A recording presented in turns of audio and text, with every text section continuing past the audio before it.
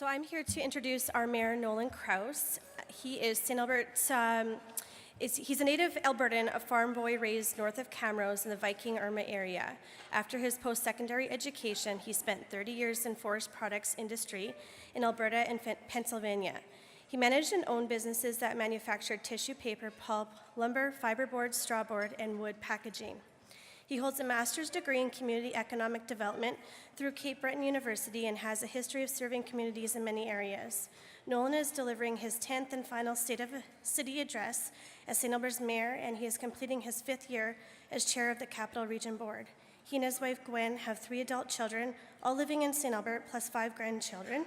Please join me in welcoming Mayor Nolan Crouse.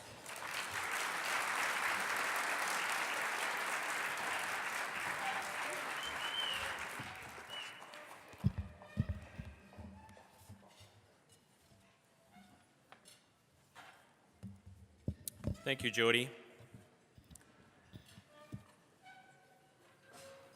Bonjour, good day, thank you. The message of my talk today is as much about the state of the community as it is about the state of the city. I'm going to share some stories and use them to illustrate how they relate to this community. I hope you enjoy what I have to share. And interwoven within, the stories demonstrate how we should be thanking the youth, seniors, families, the businesses, all whom contribute to community building. I thank my colleagues, Councillors Broadhead, Heron, Hughes, McKay, Osborne, and Russell for their role in community building. I thank the region, many of my colleagues are here today, the province, the federal government, service clubs, and the school systems, all who collectively help build this community. We must thank Sturgeon County elected officials for their class and working relationship with St. Albert Council, as together we have forced a plan for a future boundary and servicing plans, the details of which will be shared soon.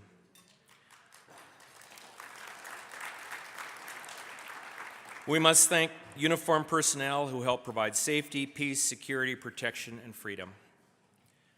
Chamber Chair Brian Baczynski, I'm pleased that you have introduced the elected officials. Thanks to all of you for your public service. On behalf of the community, thanks to city staff under the leadership of our new city manager, Kevin Scoble, for all they do. Chamber Board, members, chamber staff, thank you and welcome.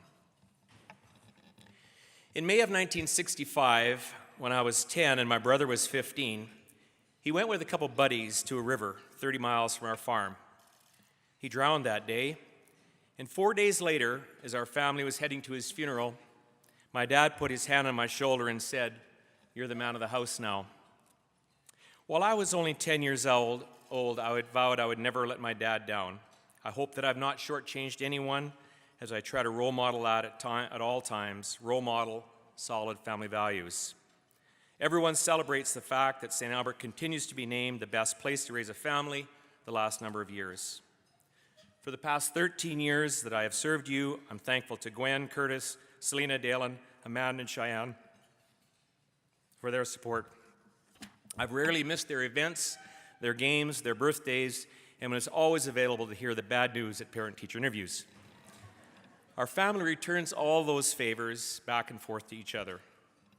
So through that small funeral and family story, I attempt to point out the obvious, that family close to us matters. And so does having close friends, such as Rex and Lori at our table. But what should a municipality do, or your council do, about families, and what role does the city play for families? Council has been diversifying ways and reasons to bring families together and search for ways to have young people remain in this community. Work is underway to add diverse housing forms, multifamily housing, apartments, and more diversity in home product. That is paying dividends for young families. Things like festivals, food truck events, and celebrations bring families together. A dozen years ago, we did not have Service Place, the Grain Elevator Park, Rotary Park, Botanical Park, Riel Recreation Park. Now we have twice the number of events today than we had 10 years ago, in part because of these new facilities. That is community building and family nurturing. Now, staying personal and speaking of family, it's not always been easy for Gwen and I. My dad went from a teetotaler at 55 years old to an alcoholic before he was 60, as I believe he was sad that he had no one to take over the family farm as us kids moved away from home. and Gwen's grandparents drank heavily at times, and her mother died related to those very reasons in her 40s. Gwen had no father that she came to know. With numerous challenges and with so many family tragedies, parents, grandparents, and a sibling in Calgary who went missing were obviously influenced us through these life challenges. Gwen and I, therefore, have developed a soft spot to serve others and the not-for-profits as much as we can. It is the not-for-profits that help others more than government does, and we are in the right community to do so. The social conscience of any community must be front and center for it to be a good community. And in St. Albert, that's always the case. We have about 100 not-for-profits in this community, but St. Albert has one culture of giving. My phone rang one day. It was a homeless man named Martin. He was 55, and he lived in the bushes in St. Albert. He actually had a cell phone, and he would periodically call me. I tried to help him over the years, and I worked with his elderly parents to try to get him help. Unfortunately, the last time he called, he was calling from England as he had been deported.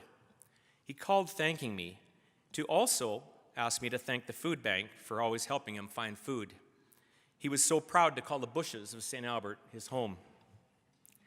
He showed me once a security pass card that the St. Albert business person had given him to allow him to sneak into a Real Park warehouse at night when it was too cold outside. Businesses play a role, of course. In addition to the many of you who help people like Martin, St. Albert continues to invest in the social well-being of others, and it includes services such as expanding public transit, putting money into youth development, family services, and now beginning a set of funds set aside for the building of a new community village and food bank. Most of these stories personalize the importance of our not-for-profits and shows that our social conscience must always be strong and must get even stronger within our community. But for the current state, we should also always be proud. Most of you serve on one of these 100 not-for-profits, and the community is grateful. Our not-for-profits are solid, and that needs to be said. Constable Wynn's murderer was a troubled young man. That troubled man, of course, had a mother.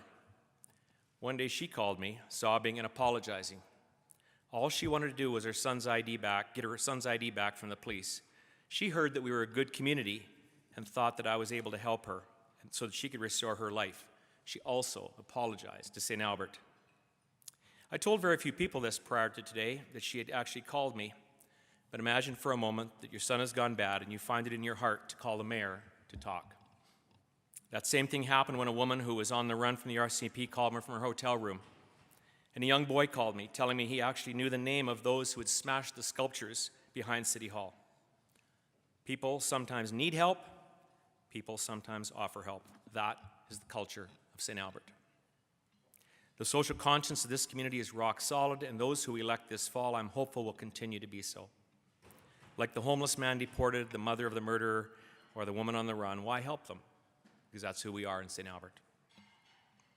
Last October, I was walking down the sidewalk toward Leo Nickerson School about to attend an assembly, and a woman was approaching me. When she recognized who I was, she began crying. I put my hand on her, thinking that she was actually going to fall. She could not compose herself, and amongst her sobs said she was originally from Florida. Her husband was working for a few years on the Anthony Henday, and they had just received word that they were transferring to Texas. Jennifer was her name, a stranger to me. She thanked me for St. Albert, for being the best community in Canada, as she sobbed while the snow fell heavily. She was an American and sad, being from Florida and moving to Texas, knowing that she was leaving the best place to live in North America to raise a family. Better than Florida or Texas, the weather was totally secondary to her. Another time, now rather humorously, I was walking just off Jasper Avenue near the Westin Hotel, and a street preacher was standing on a stool in the corner with loudspeakers and a headset and a microphone mounted in front of his mouth. Actually, I did not believe that he saw me, and I walked briskly, approaching him. I walked behind him. Just as I got directly behind him, he yelled the words of the gospel. He says, in Romans 3:23, it states, "For all have sinned." I heard those words loud and clear, and just as I walked behind him, I turned my head and I said in a cocky voice to him, "I have not sinned," loud enough for him to hear me. He did not skip a beat without breaking his cadence, "And you too, Mayor Crouse, have sinned." These stories of a mother and a street preacher of a preacher are symbols of community building. That is what churches do, that is what schools do, that's what neighborhoods do, and it's noticed. Word spreads. Now, how it further relates today is that Council believes that we need to build another arena, another aquatics facility, expand our museum, create more programming space through a branch library, and all of these are eventually planned, the library space being the 2017 priority, a gathering area for more community development. The timing of each facility must be established by the next council. I'm going to switch gears, but I'm going to stay personal. When Gwen and I got married in 1975, we carried 2 mortgages and an interest rate of over 20% and had difficulties making ends meet. My mom and dad had no money, and they could not help us pay for our wedding. A wedding, therefore, we paid for our own. My dad, I recall, looked forward to a $17 a year check from Conservation Canada that he received to help preserve an old slough on the farm where the ducks nested. He used money received from selling cream that he got from milking cows to buy groceries. I knew they had no money, and I also married someone with no money, like no money. But we kept a log of every penny we spent. I went looking for the log the other day, and in this old logbook are entries as small as $3 for a tire repair and $1.50 from auto wreckers for a brake adjustment nut. As a child at the local lumber yard, I would be paid 5 cents per pair of crow's feet, 5 cents per gopher tail, and 5 cents for a good fence post. And Gwen tells a story of having to eat beaver tail for food as a child. I recall once we did not have enough gas money to go to a funeral. Those examples are not to say poor old us, but like most of you, we got conditioned to spend wisely and avoid too much debt. Our childhood, our upbringing, our conditioning all helps shape who we are. Now, I've been together with several councils, all who have worked to spend your money wisely. The average tax increase over the past several years has been about 2.5%, and the average in the last 2 years has been 0.9%. Many would like you to believe there's been reckless spending, but the track record is clear. Council after council has heard loud and clear that we need to do more with less, which brings me to the state of the city's finances. St. Albert's debt per capita is one of the lowest, together with Airdrie and Spruce Grove, of all of the 22 mid-sized cities in Alberta, and substantially lower than Edmonton and Calgary, and is amongst the lowest of all 300 municipalities in Alberta. Debt, money and savings, and the ratio of assets to liabilities are at an enviable place, essentially leading Alberta. Yes, the combination of debt and reserves is leading Alberta. Many agree that now is the time to borrow and build. As such, Council is given the green light to proceed with borrowing for a branch library, and soon Council must find financing for another arena and another pool. That follows $30 million in borrowing to increase sewer capacity so that we can grow. That borrowing, Council just approved. There are times to borrow, and Council has chosen these 2 borrowing decisions. While I know I'm only 1 vote of 7 in the past 4 councils, I know too that my personal history of having little money when I was young and later as a family helped forge my beliefs while serving you. Of course, most of you also likely have stories of no money. The way we grew up helps shape decisions later in life, of course. Last council lowered taxes by 0.4%. This year we raised by 2.3%, but lowered utility rates by 2%. And with the exception of one psychedelic sidewalk paint job, I can assure you that Council was fiscally wise, saving and borrowing so that you can laugh, saving and borrowing so that you can see that the arena, library, and aquatic center, heritage facilities, and a sewer line is built as we have committed. On your table is a dream catcher. It's a symbol of our future, and some dreams attached to it are priorities. And while much is said about being on Treaty 6 territory lands, less is told about Treaty 6 related stories. 2017 is Canada's 150th birthday, and St. Albert is 6 years older than Canada. People who had dreams for Canada and for St. Albert helped build and create a better life for us all. But why the dream catcher? Well, symbolically, we all have dreams. I remember in about 1980, while in Memphis on business, wandering around the Elvis Presley estate while the property was in a time of stewardship confusion. The gates to the estate were wide open, and I remember sometime actually later going into Elvis's house.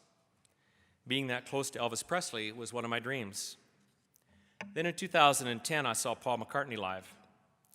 Now, not wanting to be a name dropper, but after 30 years of coaching hockey, I came to know many NHL players and coaches and was part of helping some reach their dreams of playing in the NHL. In 1986, when we were living near New Jersey, I spoke with Gretzky and Curry just outside the New Jersey Devils dressing room together with Gwen and Curtis, as we were also invited into the Devils dressing room after the game by one of the players that I knew. These hockey experiences are somewhat of a dream for me. Then, to top it all off, I was sitting in a restaurant in Russia in 2012 with my Canadian hat on, and a man put his hand on my shoulder and asked, "How are you?" I looked up and it was Vladislav Tretiak, the famous NHL goalie. Now, Gretzky, McCartney, and Elvis Estate were all awesome, but that Tretiak putting his hand on my shoulder, I thought, God, you can take me to heaven now, my life's complete. Now, how do these personal stories relate? They relate to what dreams are made out of. Father Albert Lacombe, too, had a dream of a hospital system and an education system here built for the settlers, the Cree, the Blackfoot, and the Métis of the area. He would be so proud if he knew that we became the best city in Canada to live, the best place to raise a family, one of the top 10 places in Canada to invest, and among the top 10 safest in Canada. That dream catcher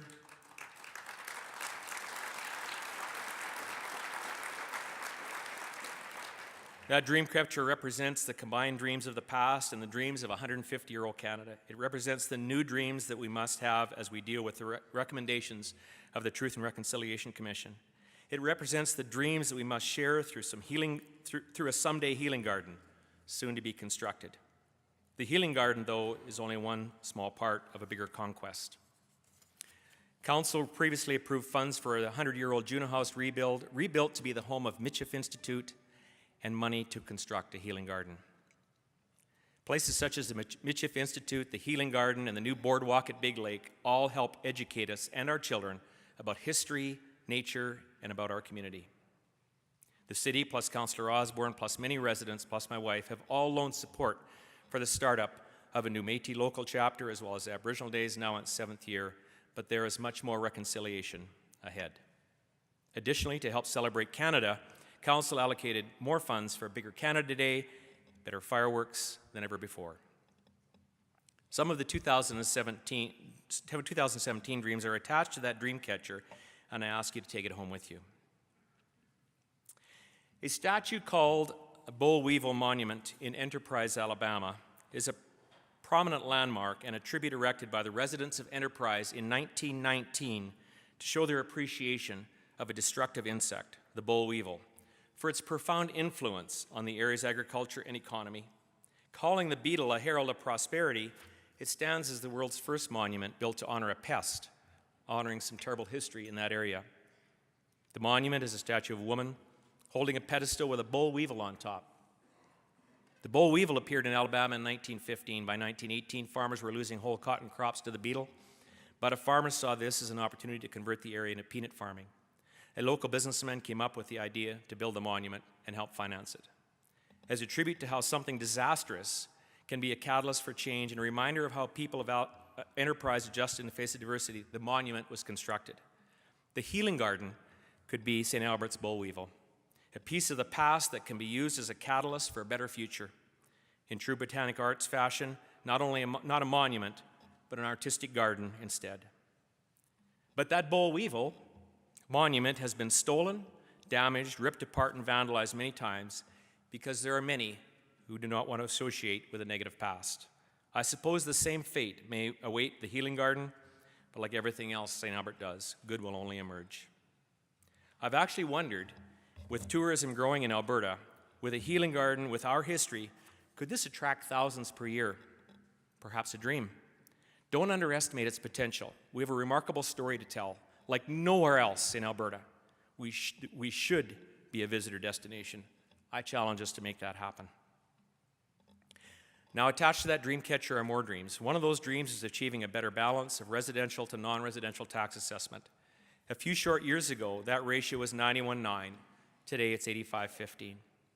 We need to thank developers such as Landrex, Melcor, Cape, Cameron, Great West Life, Sidex, and AGLC, and the many investors such as Standard General, Johnson Builders, and the Gazette, who built their businesses in Campbell and Riel in the past few years. They too have dreams, and together, many have helped with creating a business-friendly culture at City Hall, creating green tape to help them succeed. As we now start to see the construction of south of the Enjoy Centre, the Granite Mall reconstruction, all of that will add more commerce, and we will get closer to that 80-20 dream. As stated, Council has created one of the conditions for that success by approving a sewer line becoming operational in 2019, construction beginning in 17. That will help lead to the development of properties west of Ray Gibbon Drive. Remember, Ray Gibbon did not exist 12 years ago, called a road to nowhere by some, a dream at the time. Now it's a road to added prosperity. Today it is the road that will help serve significant development to the west. The province has to widen it, especially to the south end, is on their list, but widening competes with all other roads in Alberta. Council will soon provide a name to the business park in that area. Today it's called the Employment Lounge. 617 acres allocated for family-sustaining and community-sustaining jobs. So that dream is set up for success now. Major road, check. Large park location, check. Major sewer line, check. And a name for it soon, check. The development industry is kicking tires in that area, poised to play big ball. I'm proud of the status of that dream. In 1985, I was working with Procter & Gamble, and their Charmin toilet paper quality and market share was taking a plunge. Kimberly-Clark was introducing Kim wipes. Charmin toilet paper was no longer soft as it used to be, as Procter & Gamble's hallmark product was experiencing market share trouble. I was asked to move our family to Pennsylvania and become responsible for the Charmin toilet paper manufacturing operations. The toilet paper plant had issues of water quality to resolve, amongst many issues with the toilet paper brand. We did not have much time to turn this trend around, and after ordering our management staff to go on shift 24/7, we were able to do what had to be done. The right leaders with the right dream or vision and some luck can cause a lot to happen. We put the squeeze back in the Charmin quickly. But luck is actually quite predictable. If one wants more luck, one has to take more chances and work harder, be more active and show up more often. As such, next council is going to have to be more active and show up more often to get the employment lands ready to develop. The conditions are set, and now it will just take 24/7 attention. Just like in a few months the Charmin toilet paper started to regain its market share, the employment lands are now poised to gain their fair market share. For St. Albert, a new city manager, a new council, new conditions are all set to go. Last year at the State of the City, I shared that we were in a good place. Indeed, that holds equally true today, in a good spot by so many measures. The new housing starts are down, all other permits remain solid, and at all-time records were set in 2016. Overall development permits in St. Albert were up 21% in 2016 over 15, where Alberta as a whole was down 26%. A lot of condos on that list, such as Botanica at the Old Holes site, Granite Mall by Amacon Sidex, AGLC, and more.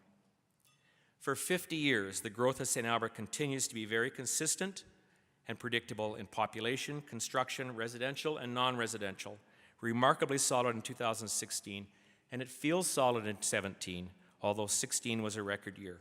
Non-residential development was 34 acres in 2016, the highest in 10 years. A good friend of mine in Calgary gave me a framed poem 30 years ago called "Slow Me Down, Lord," and I read this verse from it. That I may grow the race, that I may know that the race is not always to the swift, that there is more to life than measuring its speed.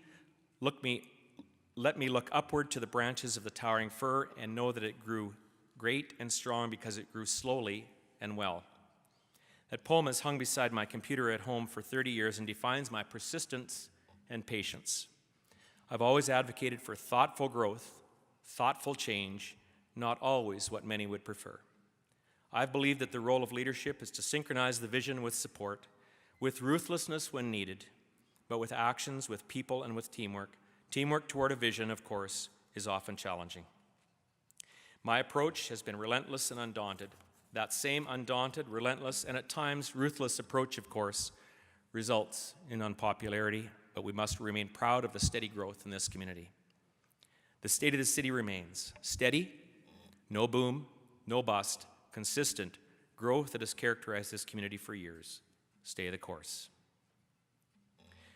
I chose to personalize this state of the city and will end personally touching so very briefly on my future. You're likely aware that I have shared that I will not rerun as mayor. I'm reviewing a possible role provincially, and I may pursue that dream. You've heard some of it, and I'm sure that some of you may even be surprised. I'm contemplating volunteering for a very challenging role beginning this fall. John F. Kennedy once said, we chose to go to the moon and choose not to do other things, not because they're easy, but because they are hard. That will play itself out, but that's for another day. Let me close by saying that in my previous 9 State of the Cities and my dozens and dozens of speeches over the years, were more about data and statistics and less about anything personal. Given that this is my last one, I added a personal touch. This community has needs and dreams. It's a great community, and I hope that I have helped make it a little stronger. I owe so much to so many, as every road traveled is lined with those who come before us. I too dream. I dream of a better St. Albert, an even better region, and even better Alberta. Thank you for allowing me the honor and privilege to serve you. Indeed, the pleasure was all mine.